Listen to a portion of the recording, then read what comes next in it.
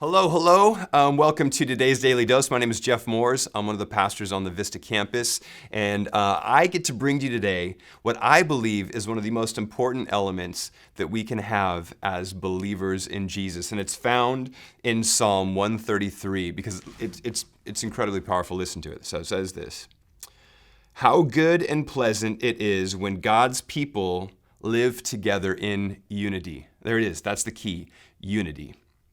It's like precious oil poured on the head, running down the beard, running down on Aaron's beard, down on the collar of his robe. It's as if the dew of Hermon were falling on Mount Zion.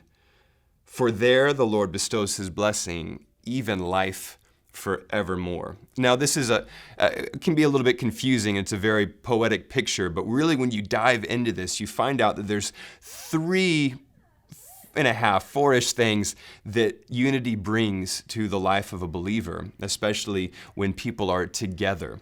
It says this: it says it's like precious oil poured on the head. And it gives this picture when a priest was anointed. It talks about Aaron here, Aaron representing the priesthood of Israel. When oil is poured upon the head, it was a symbol that God's presence and God's power was upon that person, that they were then being anointed. And it isn't just a little bit, it flows from the top of the head all the way down to the feet. So they're saying that when there's unity, there's God's power and his presence for us to do what it is that he's called us to do. And then secondly, it says this: it's as if the dew of Hermon were falling on Mount Zion. Now, Hermon, or Mount Hermon, was this very tall, it is still today, it's not like it's gone, but it was this very tall mountain, and upon it you would get like massive amounts of dew because of its climate and elevation, if that makes sense. And all of that dew produced life. It produced vegetation.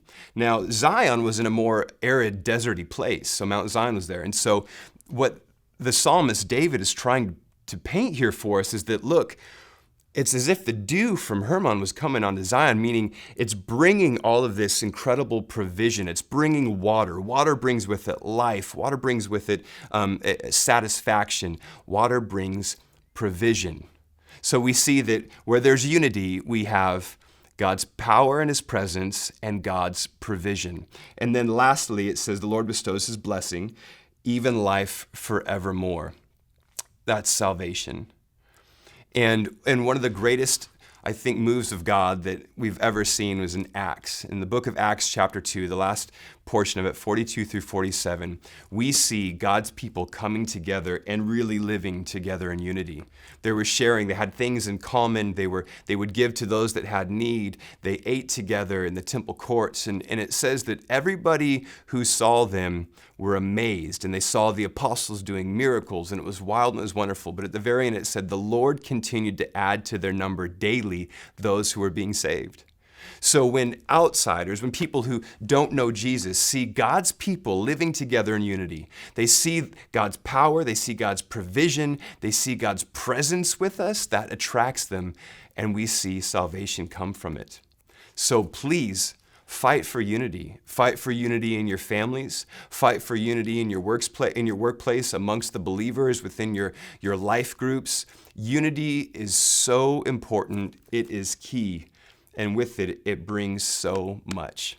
Hey, with that, I hope you guys have a great day, and we'll see you next time.